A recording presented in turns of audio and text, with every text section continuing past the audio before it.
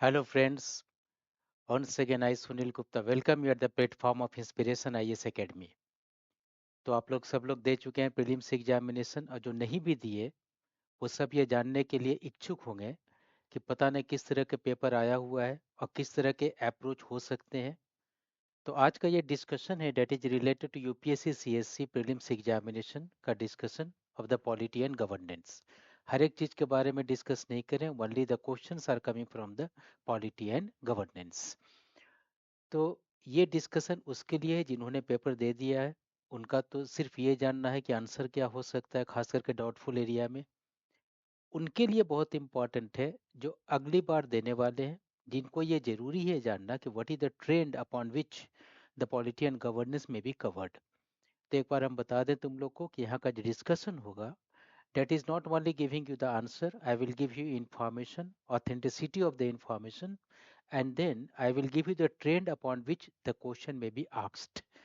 एक तो ट्रेंड एकदम निकल के सामने आया कि जो पॉलिटी एंड गवर्नेंस का जो अप्रोच है, काफी कुछ चेंज नहीं हुआ। बहुत ज्यादा एब्रप्टली होता है ना अप्स एंड डाउन्स में, वो नहीं गया। जैसा था एक्सपेक्टेड नॉर्म्स पे, ऐसे ही एक्सपेक्टेड नॉर्म से क्वेश्चन आए, कॉन्स्टिट्यूशनल प्रोविजन से क्वेश्चंस आए, लेजिस्लेचर से क्वेश्चंस आए। जुडिशियरी से बहुत ज़्यादा कंसंट्रेशन पहले भी नहीं था, अभी भी नहीं है। और एक चीज़ जो तुम्हें जानना बहुत ज़रूरी है कि इन जनरल आदमी कहते हैं कि पॉलिटी पढ़ना है तो सिर्फ न्यूज़पेपर, कंटेम्प्रेरी, इंटरनेट, ये सब का इंफॉर्मेशन लेकर के पढ़ो। तो बच्चे एक बात तो क्लियर हो गया इस बार के क्वेश्चन में कि बहुत ज़्यादा कंटेम्प्रेरी का डोमिनेशन नहीं था।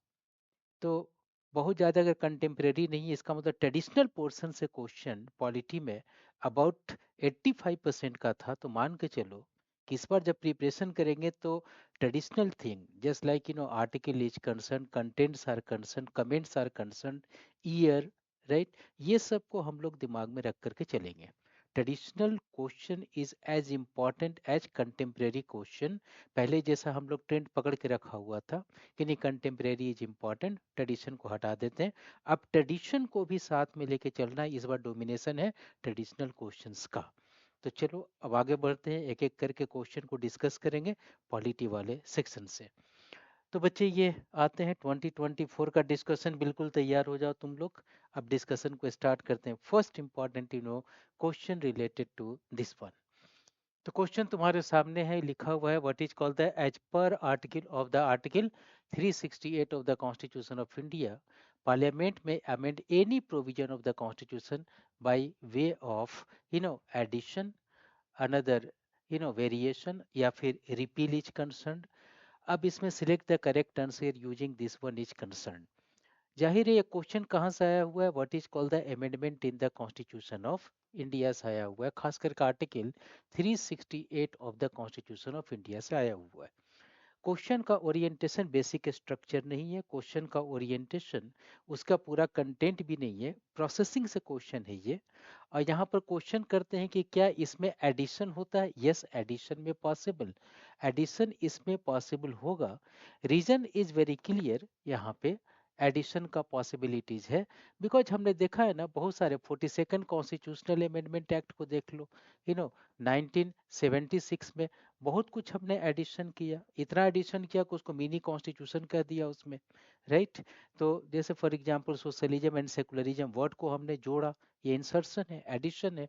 अनदर वेरिएशंस हो सकता है क्या, यस वेरिएशंस भी हो सकता है। जैसे for example 99th constitutional amendment act 2014 को तुम लोग देखो, तो इसमें नहीं है जो पहले लिखा हुआ था कि जजेज are appointed with consultation of chief justice of India. अब उसको हमने चेंज करके लिख दिया नहीं, with consultation of national judicial appointment commission, NJSC.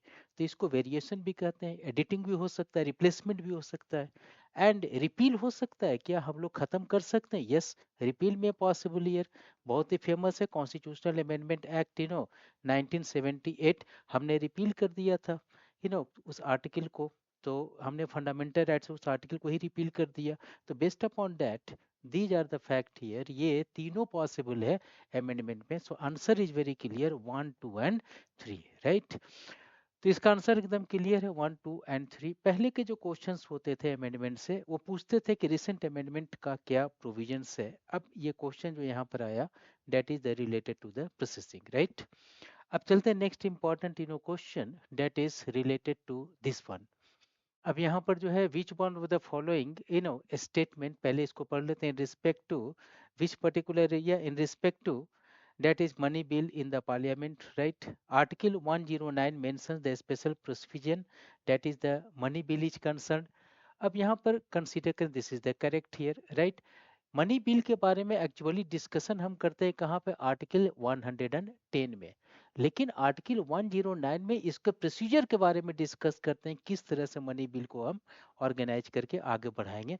This is the correct answer under article 109। थोड़ा सा माइक्रोस्कोपिक सोचना होगा, अगर 110 पर मनी बिल अगर तुम्हारा दिमाग टिका हुआ है, तो जाहिर है तुम गलती कर बैठोगे, प्रोसीजर नहीं देखोगे। बट यहाँ पर प्रोसीजर की बात कही हुई है, तो under article 109 is the correct answer here, right.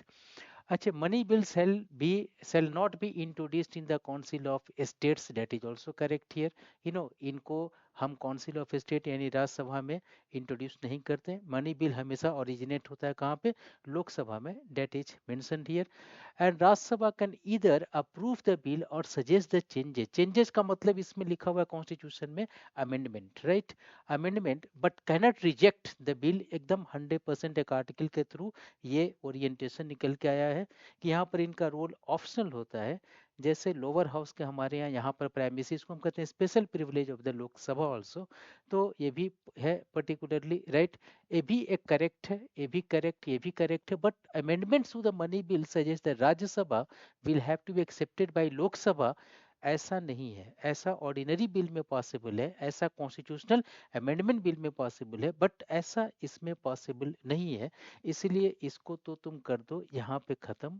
बचा क्या है यहाँ पे, that is 1, 2, 3। So answer is what, answer is what, that is the C is concern, right. अब समझने वाली बात यह है कि इस तरह का ट्रेंड हमेशा से रहे हैं। इस तरह के बिल और बिल का लैप्स होने वाली जो बात है ना, ये हमेशा से क्वेश्चंस का पार्ट बना हुआ है। मेजोरिटी से रिलेटेड क्वेश्चंस का पार्ट बना हुआ है। कोर एरिया कुल मिलाकर के निकल के आ गई कि बिल का जो प्रोसीजर है, राइट ना, सो लेजिस्लेटिव बिल का प्रोसीजर और processing, everything has become a part of the attention of the UPSC prelims examination, right. चलो यार, क्वेश्चन नंबर अगला चलते हैं, particularly related to this one. यहाँ पर अब देखते हैं, नॉर्थ ईस्ट काउंसिल से क्वेश्चन है यहाँ पे।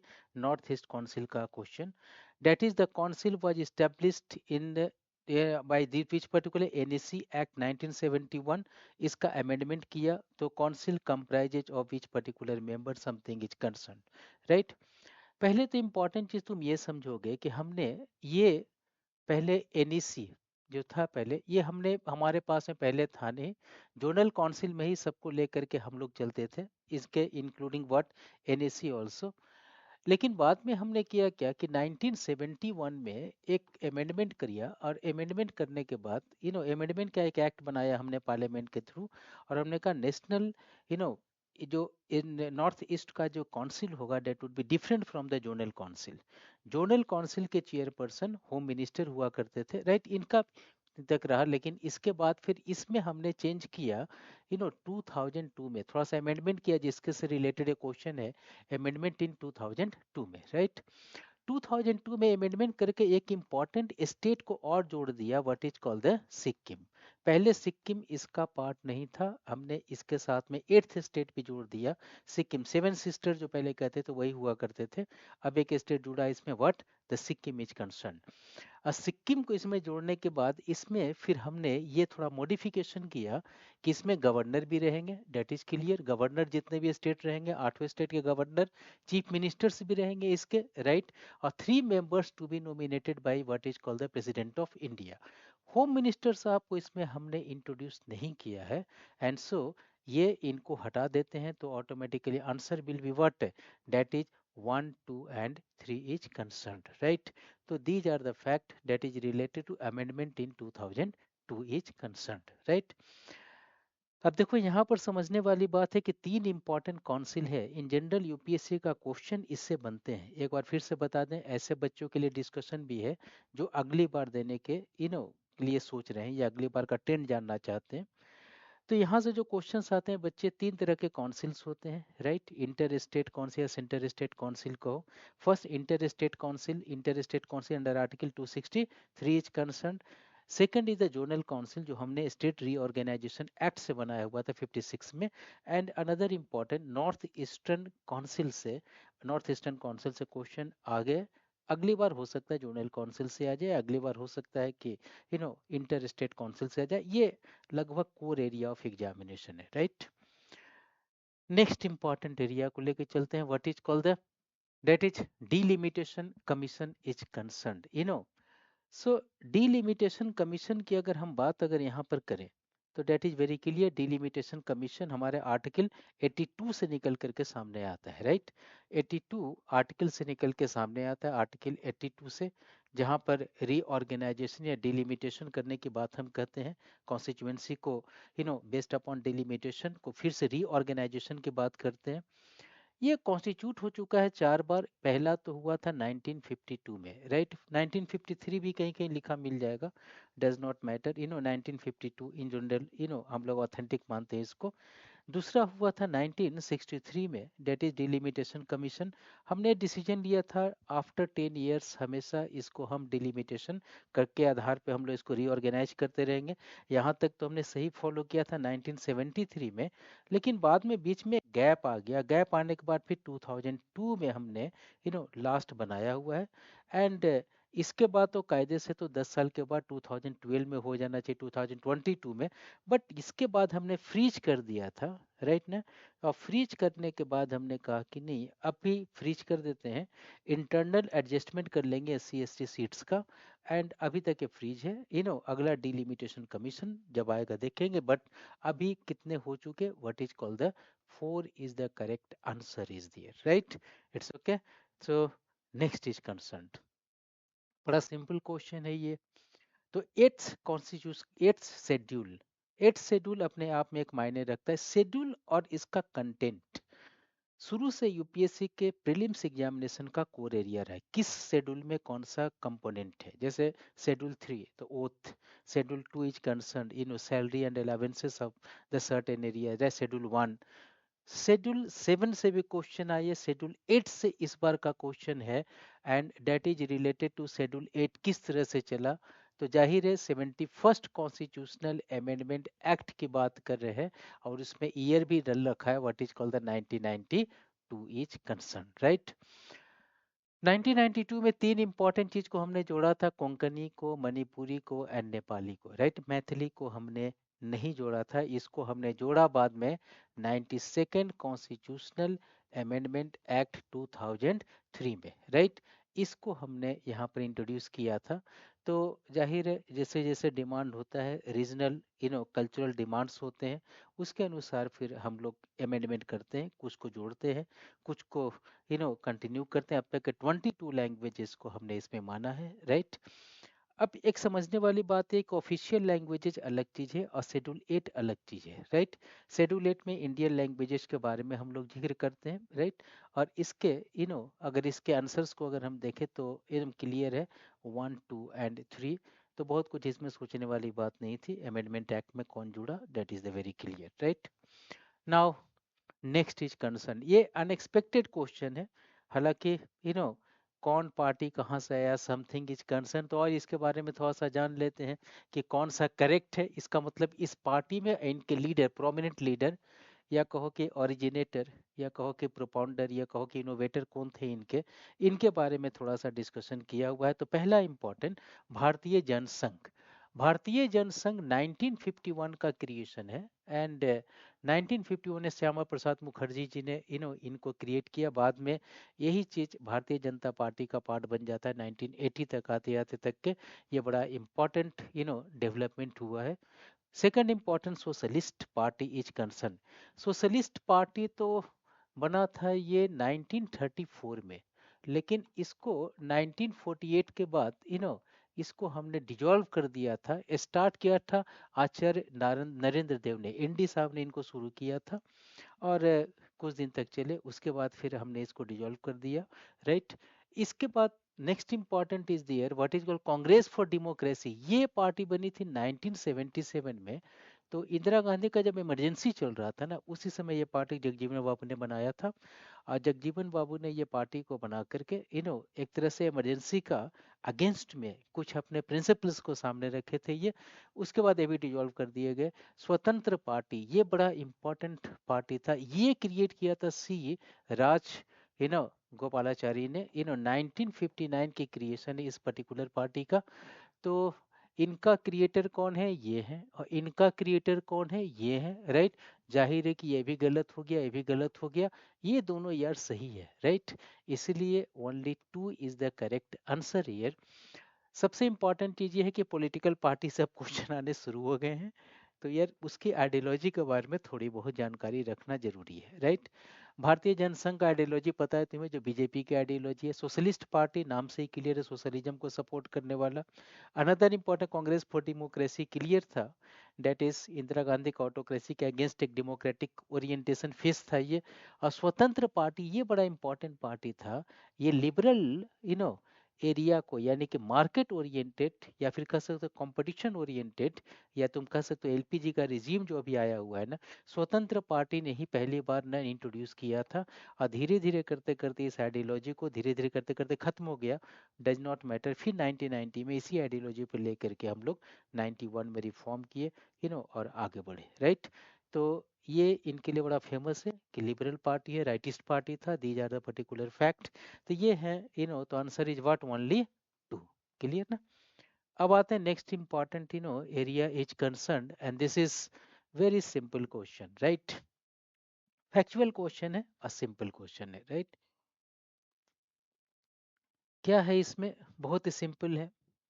कौन से पार्ट में कौन सा चीज है, राइट।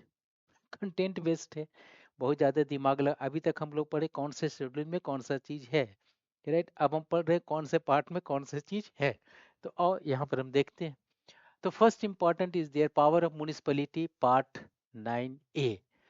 जाहिर है, इसको हमने इंट्रोड्यूस किया था 74th कॉन्स्टिट्यूशनल अमेंडमेंट एक्ट 1992 में, राइट। तो 1992 में ये पर्टिकुलरली पार्ट को हमने किया था, और आर्टिकल 243 ओ तक तो हमने वो बनाया था, पी से लेकर के 243 जेड जी तक के हमने इसको एक्सपेंड किया बाय पार्ट 9A। तो पार्ट 9 जो था ना, वो भी अमेंडेड है bye 73rd constitutional amendment act. वहां से 243 से लेकर के 243 ओ तक गए, और यहाँ पर 243 पी से लेकर के 243 जेड जी तक का। तो ये that is the correct answer. Municipality के बारे में हमने इसको कॉन्स्टिट्यूशनल स्टेटस दिया है। Emergency provisions are mentioned in part 18, ये भी यार करेक्ट आंसर है, राइट। करेक्ट आंसर है, बिकॉज इसके बारे में एक्सपेंशन कर करके हमने लिखा है 352 से लेकर 360 के बीच में ये डिस्कशन किया हुआ है, जिसको हम लोग लॉजिकली तीन भाग में तोड़ लेते हैं, national emergency, state emergency, and what, that is the financial emergency, right. तो इसमें ये डिस्क्रिप्शन है। And amendment of the constitution, यानी कि आर्टिकल 368 20 में मेंशन्ड है, ये भी एक एक इम्पॉर्टेंट पार्ट है। तो ये भी द करेक्ट आंसर है। तो कौन से पार्ट में किसका डिस्क्रिप्शन है, यह थोड़ी बहुत जानकारी तो होना चाहिए। अब ऑफिशियल लैंग्वेज का डिस्क्रिप्शन कौन से में है, राइट। यूनियन टेरिटरी का डिस्क्रिप्शन कौन से पार्ट में है, अनदर यूनियन का डिस्क्रिप्शन कौन से पार्ट में है, स्टेट का डिस्क्रिप्शन कौन से पार्ट में है। तो तुमने देखा पार्ट, शेड्यूल, आर्टिकल, जो कंटेंट है कॉन्स्टिट्यूशन का, ये थोड़ा प्रीलिम्स एग्जामिनेशन के लिए इतना फैक्चुअल इंफॉर्मेशन इंपॉर्टेंट हो चुका है, राइट। पहले उतना इम्पोर्टेंट नहीं था, लेकिन अब इस क्वेश्चन में लगता है कि थोड़ा इम्पोर्टेंट हो चुका है। किसी को हम लोग अब साइडलाइन नहीं कर सकते। तो क्वेश्चन का आंसर यार हो गया इसमें 1, 2 and 3 D is concern, right. It's okay then. Next important is here, ये तो पता नहीं क्या यार, राइट टू प्राइवेसी का क्वेश्चन तो आना ही आना है, राइट। तो क्लियर है, जब से वो पुत्ता स्वामी केस आया है 2017 में, राइट ना। So Puttaswamy versus union of India case जो हुआ है ना, इसके बाद right to privacy right to privacy को हमने डिसाइड किया what as fundamental right. Clear. अब राइट टू प्राइवेसी को हमने फंडामेंटल राइट डिक्लेयर कर दिया। अब right to privacy Puttaswamy case में जब गए थे तो किसका इंटरप्रिटेशन किया? आर्टिकल 15 का, 16 का, 19 का कि 21 का? जाहिर है सबका इंटरप्रिटेशन किया होगा, लेकिन मुख्य रूप से किया किसको? आर्टिकल 21 का। राइट। यहां से शुरू होता है राइट टू लाइफ। राइट ना, आर्टिकल 21 में तुम देखोगे right to life and personal liberty. Right. Right to life में इंटरप्रिटेशन करने के बाद आया right to dignified life is the fundamental right. Right. और जब डिग्निफाइड लाइफ, डिग्निटी की बात आती है तो privacy is important matter. Clear.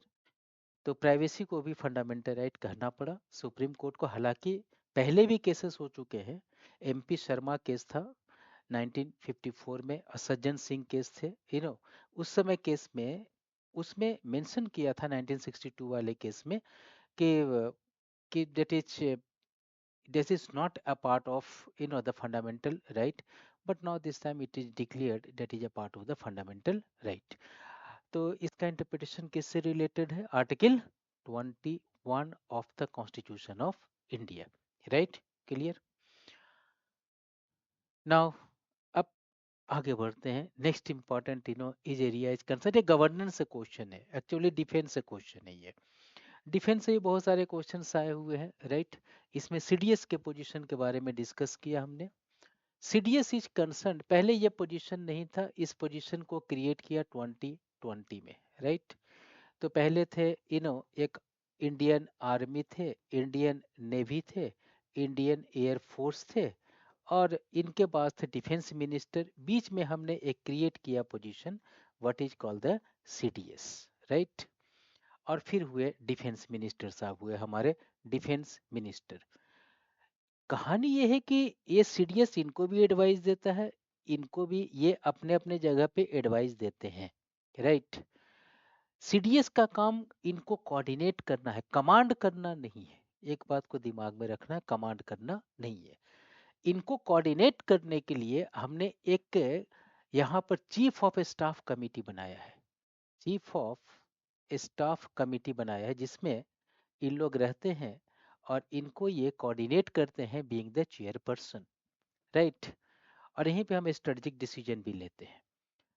तो ये पिक्चर क्लियर होना चाहिए। यहाँ पर तुम्हें जान के ये आश्चर्य होगा, तीनों को कमांड नहीं कर रहे हैं, बल्कि इनका रिपोर्टिंग अथॉरिटी तो ये भी है, कोऑर्डिनेशन कर रहे हैं, तीनों को मेंशन करते हैं। इसलिए इसमें लिखा हुआ पहला कि परमानेंट चेयरमैन हो चुके चीफ ऑफ तो स्टाफ कमिटी का, तो that is the very clear, ये तो परमानेंट चेयरपर्सन बन गए खास करके कोऑर्डिनेशन करने के लिए।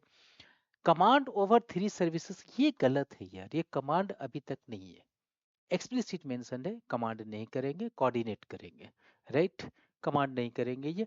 और principal advisor to defence minister, ये भी इंपॉर्टेंट फैक्ट है।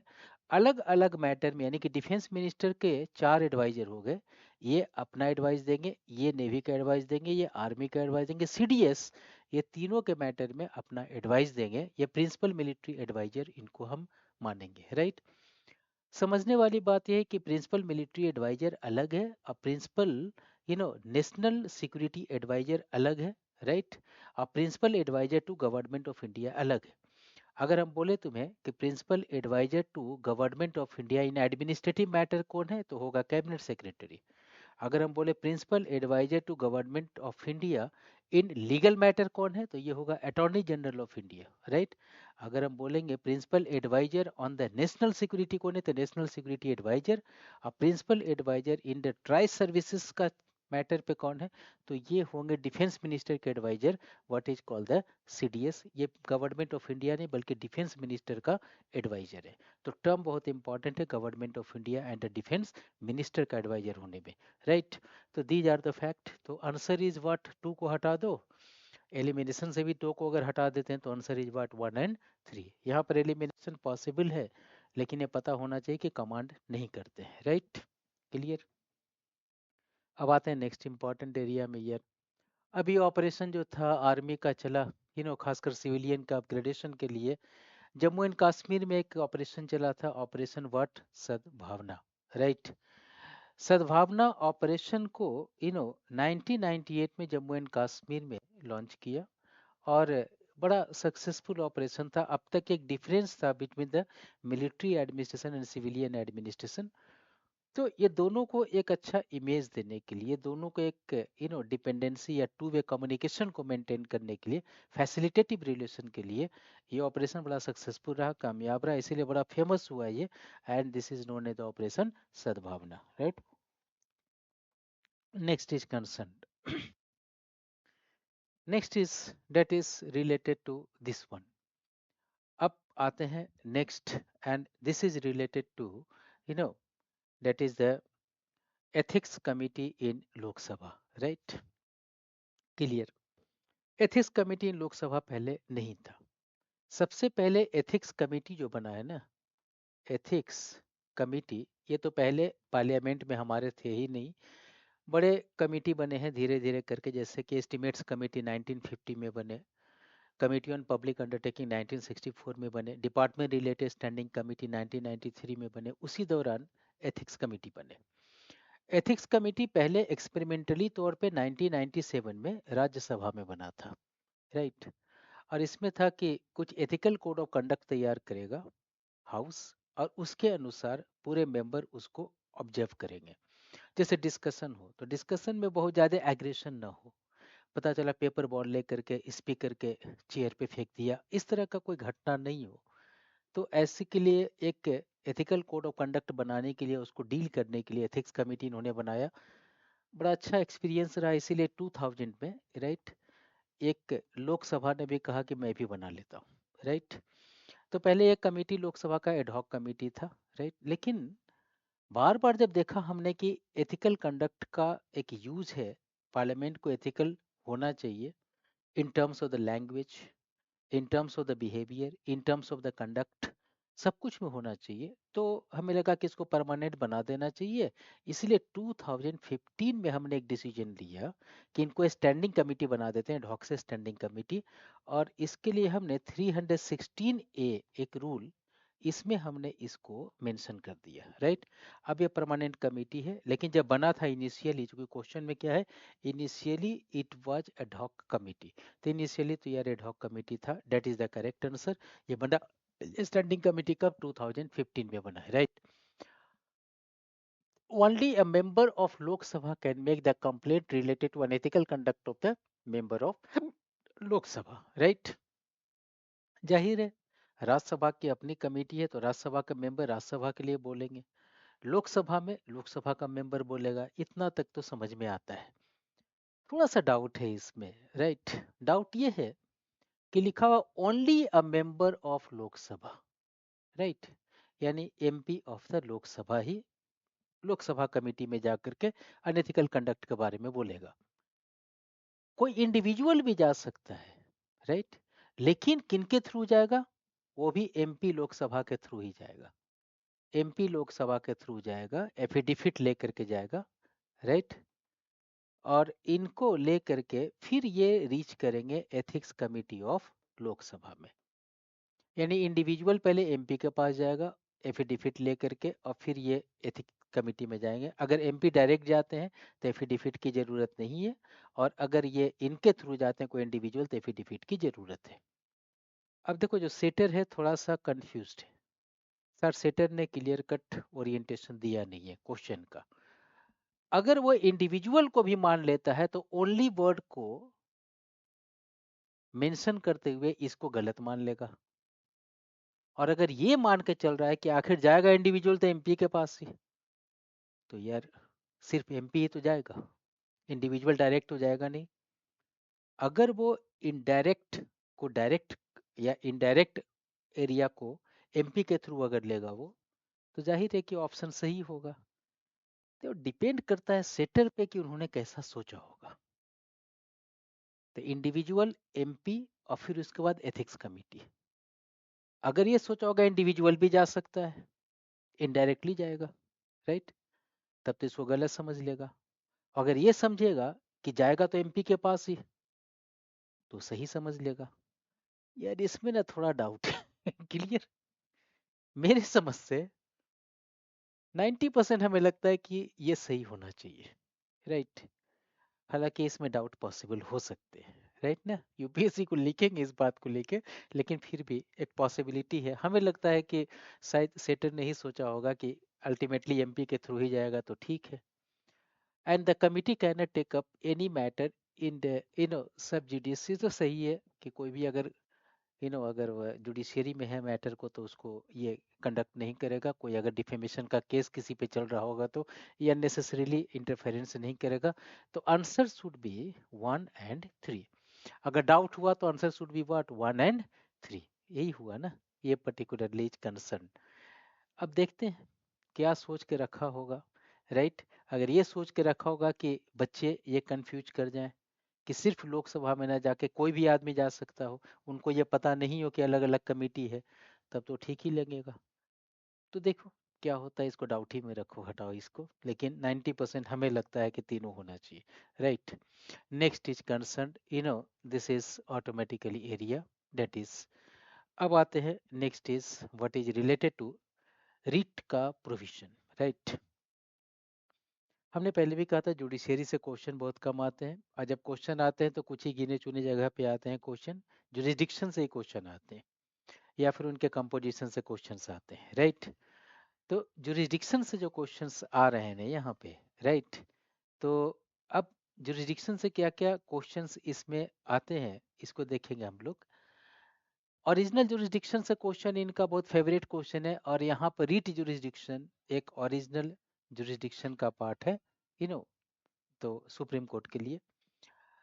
अब रीट जुरिस्डिक्शन है 5 रीट जुरिस्डिक्शन अंडर आर्टिकल 32 में, राइट ना? ये सुप्रीम कोर्ट के लिए, और article 226 for which particular high court के लिए, ये दोनों चीज के लिए इन्होंने एक रीट जुरिस्डिक्शन मेंशन किया हुआ है। तो मेंशन कर दिया है, हाई कोर्ट या सुप्रीम कोर्ट जो भी देगा रीट जुरिस्डिक्शन क्या। रीट जुरिस्डिक्शन 5 है, राइट? हैबियस कॉर्पस हो गए, मैंडामस, प्रोविजन, सर्टेरी एंड कोवारंटो, राइट? ये क्वेश्चन प्रोविजन से है। प्रोविजन में क्या क्या होते हैं पर्टिकुलरली, एक बात तो समझना पड़ेगा, प्रोविजन रीट अगर है तो किसको हम देते हैं, दो ही को देते हैं, या तो लोअर कोर्ट को देते हैं, यानी सबऑर्डिनेट कोर्ट को हम देंगे, या फिर क्वासी जुडिशियल बॉडी को देते हैं। क्वासी जुडिशियल बॉडी को देते हैं, यानी कि ट्राइब्यूनल वगैरह टाइप के सिस्टम को, यू नो ट्राइब्यूनल हो गया, कंज्यूमर कोर्ट, ये सब टाइप के सिस्टम को देते हैं, राइट? एडमिनिस्ट्रेटर को हम नहीं देते, क्लियर ना? तो एडमिनिस्ट्रेटर को नहीं देते हैं ये, और ये बिफोर देते हैं, आफ्टर क्वेश्चन नहीं देते, बिफोर देते हैं इनको, कि बोलते हैं कि आप रुक दीजिए। तो इसी के पॉइंट ऑफ व्यू से इन्होंने क्वेश्चन किया है किनको देते हैं, तो फर्स्ट किनको इशू किया जाता है, टेक्निकली बोले तो गवर्नमेंट ऑफिसर, यार इनको तो देते नहीं है। पार्लियामेंट को भी नहीं देंगे पक्का, ये तो समझने वाली बात है। पार्लियामेंट को देंगे तो पार्लियामेंट का अपना प्रिविलेजेस है अंडर आर्टिकल 105 में, तो कहीं ना कहीं कॉन्ट्रडिक्ट करेगा। तो अगर तुम कॉमन सेंस भी लगा लेते हो then it's okay. And lower court, यहाँ पर ये इजी है, the government prohibiting it from following and constitutional, ये भी हटाओ इसको, तो आंसर इज व्हाट, सी। यानी इनका जो लेना देना था, किनको दिया जाता है ये रिट। तो बच्चे याद रखोगे, रीट से क्वेश्चन इनका कंसिस्टेंट है, चाहे वो हैबियस कॉर्पस का हो, उनका पर्पस क्या होता है, और किनको इशू किया जाता है। दो ही इंपॉर्टेंट चीज है, किनको इशू करते हैं और इनका पर्पस क्या है। जैसे हैबियस कॉर्पस हो गया, तो पर्पस क्या है, एग्जामिनेशन करना लीगलिटी ऑफ द डिटेंशन को, राइट ना? को वारंटो, ये एग्जामिनेशन करना कि किस अथॉरिटी से इन्होंने ये डिसीजन को लिया है, मल्टीपल रोल को एनालाइज करना। These are the fact here. इसी तरह से इनका पर्पस है, एक्सेसिव जुरिस्डिक्शन करते हैं तो वहां पर इसको रोक देना। तो दीज आर द फैक्ट। उनका लिटरल मीनिंग भी दिमाग में रखना जरूरी है, तो इसको लिटरल हम लोग बोलते हैं but provision, then it's okay. Next is concerned. अब आते हैं अगले वाले क्वेश्चन पे। अब क्वेश्चन नंबर 84 78 जो तुम देख रहे हो, ये सेट नंबर ए से लिया हुआ क्वेश्चन है, इसमें कंफ्यूजन नहीं होना है, राइट ना? And then what is this is concern. अब कौन सा सही है इसका, this is the governor of a state recognising at the schedule any community as the scheduled tribes, right? याद रखोगे, ये आर्टिकल 342 से रिलेटेड है, राइट। और इसमें मेंशन किया हुआ है डिस्क्रिप्शन ऑफ शेड्यूल्ड ट्राइब्स। इसके पहले आर्टिकल 341 है जिसमें डिस्क्रिप्शन है शेड्यूल कास्ट के बारे में, राइट। अब बड़े क्लियर कट में लिखा हुआ है कि यहाँ पर प्रेसिडेंट डिसाइड करता है दोनों एरिया में। Who will decide here? President of India decide करता है, राइट। क्वेश्चन है पहला statement, governor of state recognises, no, government of state can make the recommendation, लेकिन रिकॉग्निशन कौन करेगा? That is the president of India. और इनको लिस्टिंग जो करेगा basically after approval of the parliament. तो ये एक इम्पॉर्टेंट फैक्ट है। तो प्रेसिडेंट यहाँ पर होना चाहिए था गवर्नर की जगह पे, इसलिए ये गलत है, right. The community declared that scheduled tribes in the state need to be so in the another, not to be the so in another. ये एक सही है, क्योंकि scheduled tribes एक रीजनल स्पेसिफिक फिनोमिनन है। जहाँ का scheduled tribes है उसी एरिया के यू नो उसी स्टेट के एरिया में वो रिकॉग्निशन रखता है, चाहे वो नेशनल लेवल पे हो चाहे वो स्टेट लेवल पे हो, वट एवर भी, राइट। तो आपको बताना पड़ता है कि शेड्यूल कास्ट शेड्यूल ट्राइब्स अगर आप हैं तो किस पर्टिकुलर स्टेट के थ्रू इसकी बाइंडिंग है। तो that is the important fact. एक सही है सिर्फ, यानी कि answer is what? Two only. एक तो होगा नहीं, ये क्लियर कट है। और अगर तुम चाहो तो एलिमिनेशन मेथड से भी निकाल सकते हो।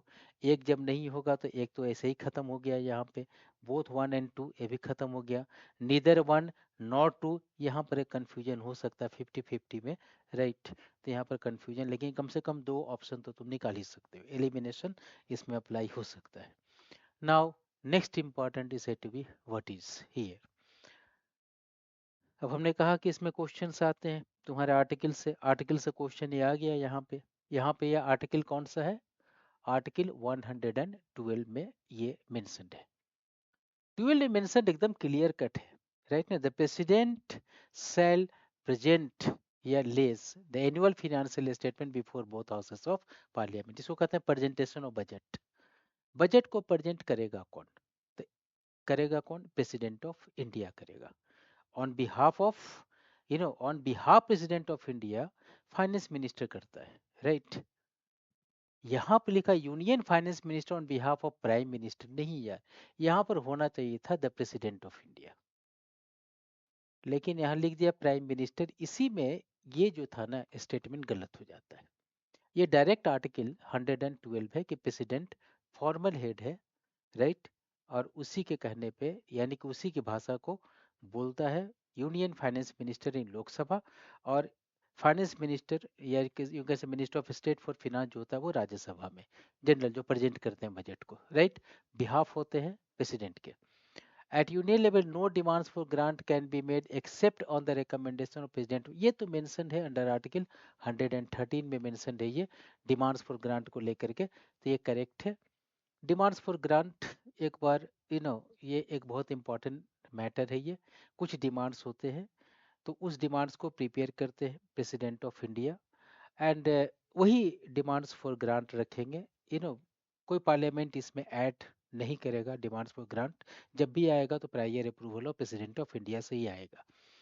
डिमांड्स ऑफ ग्रांट्स को लेके एक और क्वेश्चन बड़ा फेमस है, और वो ये है कि डिमांड्स ऑफ ग्रांट्स अगर कंसीडर करो बीच में नहीं हो पाता है अप्रूवल, देन इसको हम बोलते हैं गुलोटिन।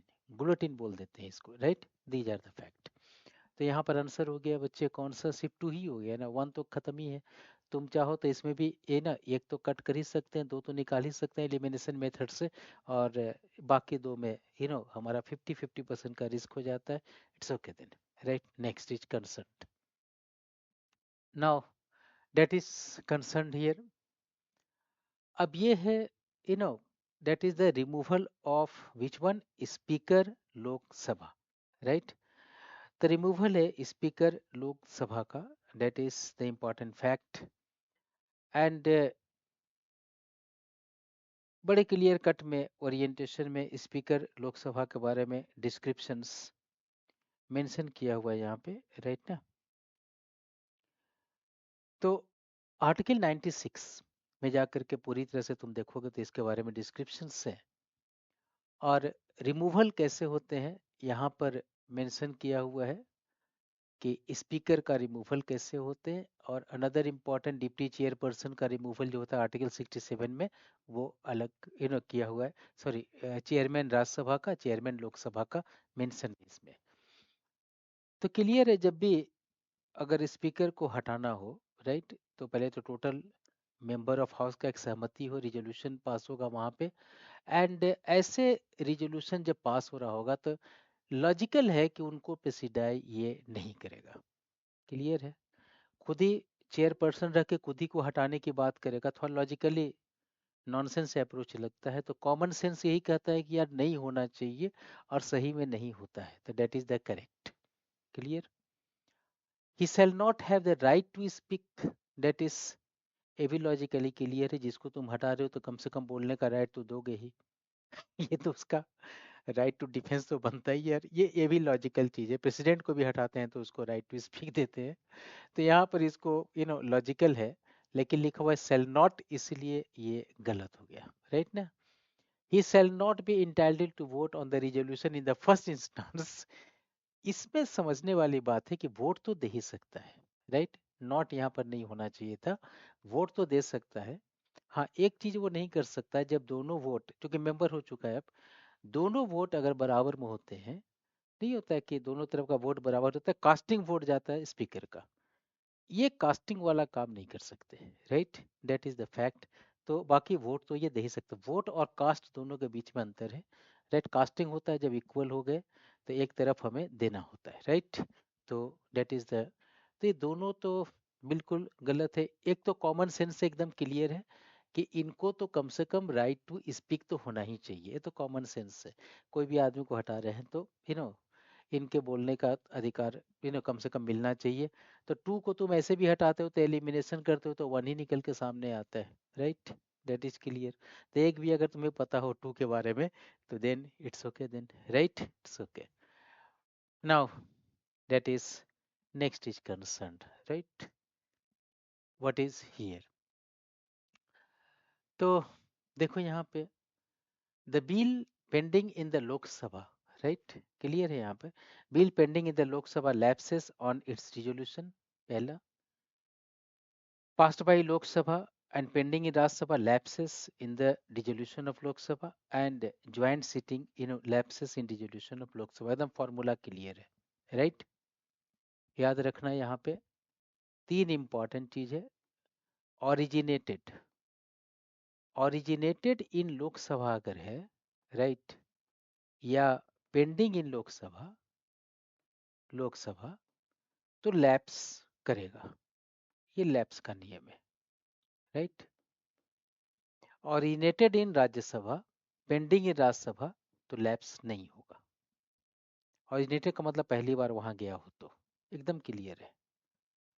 अब नेक्स्ट इंपॉर्टेंट, ज्वाइंट सीटिंग में अगर कोई चीज पास हो गया, राइट, सेशन या सीटिंग में कहो, अगर कोई चीज अगर पास होता है, अगर पेंडिंग पे है, तो इसमें नॉट लैप्स,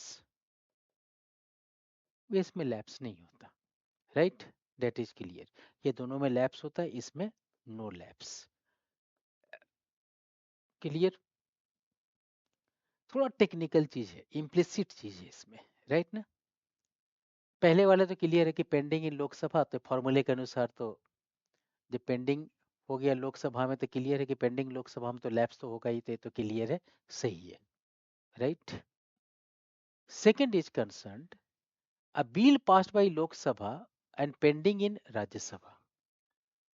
देखो यहाँ पे इम्प्लिसिट है, पास्ड बाय लोकसभा और पेंडिंग इन क्या है, राज्यसभा, मतलब ओरिजिनेट कहाँ पे हुआ है, ओरिजिनेट हुआ है लोकसभा में। और लोकसभा में जब कोई ओरिजिनेट होता है या पेंडिंग होता है तो वो हो जाता है लैप्स। तो हो गया बिल पास्ड इन लोकसभा, ये क्लियर इम्प्लिसिट है।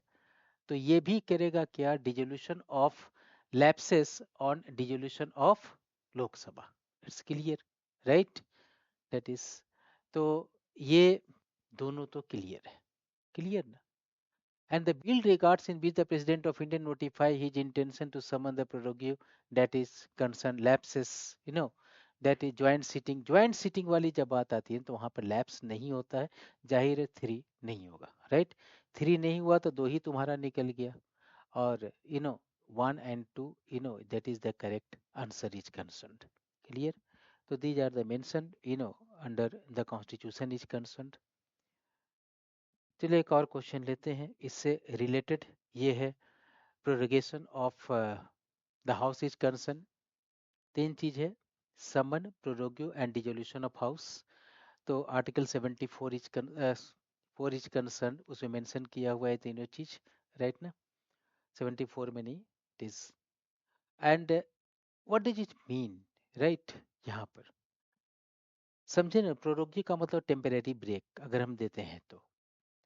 Prorogation of the house by the president, president of India करता है, does not require the advice of council of minister. वैसे भी advice of council of minister होगा, डज नॉट रिक्वायर्ड नहीं, होगा ही होगा, राइट? That is clear. तो पहला इंपॉर्टेंट इज वेरी क्लियर कि यहाँ पर ये स्टेटमेंट ही गलत, right? First is concern generally done after the house adjourns Sandai. There is no bar of the president of India prorogating the house which is in the session, right? And dissolution of house that is done who save in exceptional circumstances, is concerned. तो जाहिर है कि ये भी सही है, that is after this one Sandai अगर कर लेते हैं तो ए बी से 2 and 3 is the correct answer, right? That is, तो these are the fact that is related to the, you know one को अगर खत्म कर लेते हैं तो ऐसे ही एलिमिनेट हो जाते हैं, that is the areas are there, right? And so these are the questions जो हम लोगों ने अभी तक डिस्कस किया पॉलिटी एंड गवर्नेंस को लेकर के।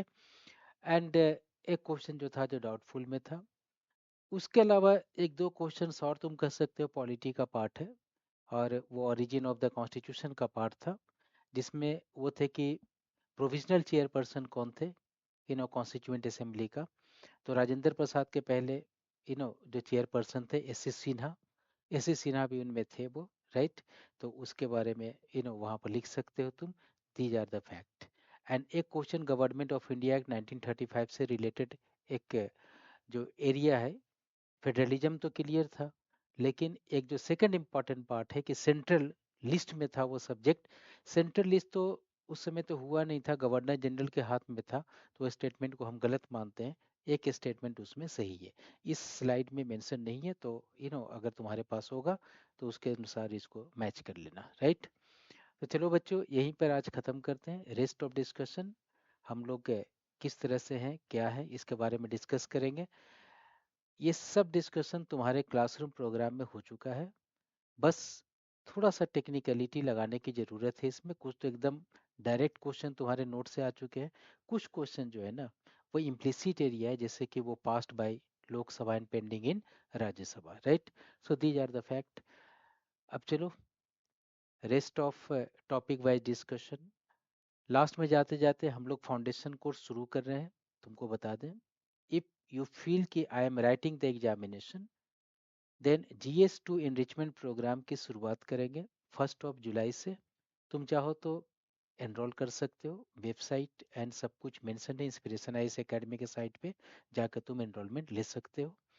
एंड सेकंड प्रोग्राम जो लॉन्च करेंगे वो ऑप्शनल पेपर पब्लिक एडमिनिस्ट्रेशन से है, वो है मेन टेस्ट सीरीज प्रोग्राम। अगर तुम इस बार तुम्हें लग रहा है कि पब्लिक एडमिनिस्ट्रेशन से ऑप्शनल पेपर है और तुम इस बार निकल रहे हो, तो बच्चे main test series program continue करोगे तो बेहतर होगा एक डिसिप्लिन फॉर्म के लिए। और अगर तुम्हें लगता है कि अगली बार अगर हम देने वाले हैं, शायद इस बार नहीं हो पाए, तो ऐसे स्थिति में एक फाउंडेशन प्रोग्राम है, तो फाउंडेशन प्रोग्राम को फिर कंटिन्यू कर लेना, राइट? तो all the best, so thank very much to you all, then bye bye.